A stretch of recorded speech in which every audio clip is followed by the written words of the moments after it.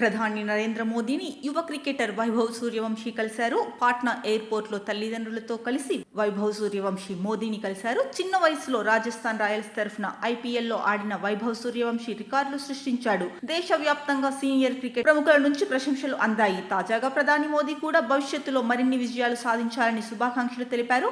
ఈ మేరకు ప్రధాని మోదీ ఎక్స్లో ఫోటోలు పోస్ట్ చేశారు. 14 ఏళ్ల వైభవ్ సూర్యవంశీ 2025 ఐపీఎల్లో మెరుపులు సృష్టించాడు. రాజస్థాన్ రాయల్స్ తరఫున ఆడి సరికొత్త చరిత్ర సృష్టించాడు. గతేడాది జెడ్డాలో జరిగిన మెగా వేలంలో రాజస్థాన్ రాయల్స్ 1.1 కోట్లకు కొనుగోలు చేసింది. అప్పుడు వైభవ్ వయసు కేవలం 13 సంవత్సరాలు. ఏప్రిల్ 19న జైపూర్లోని సవాయ్ మాన్సింగ్ స్టేడియంలో లక్నో సూపర్ జెయింట్స్ తో జరిగిన మ్యాచ్తో ఐపీఎల్లోకి ఎంట్రీ ఇచ్చాడు.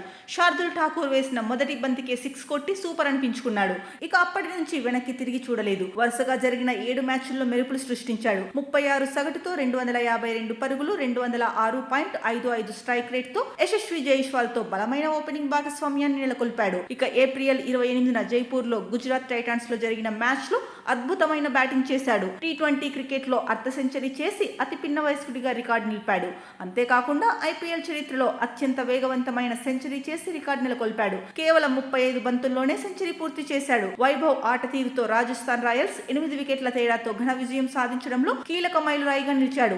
ఇక మే 20న న్యూఢిల్లీలోని అరుణ్ జైట్లీ స్టేడియంలో ఎంఎస్ ధోని ఆధ్వర్యంలో చెన్నై సూపర్ కింగ్స్ తో జరిగిన మ్యాచ్ లో సూర్యవంశీ 33 బంతుల్లో 57 పరుగులు చేసి 2025 ఐపీఎల్ ఆటను ముగించాడు. రాజస్థాన్ రాయల్స్ ప్లే ఆఫ్స్ కు అర్హత సాధించకపోవడంతో వైభవ్ స్వస్థలానికి తిరిగొచ్చేశాడు.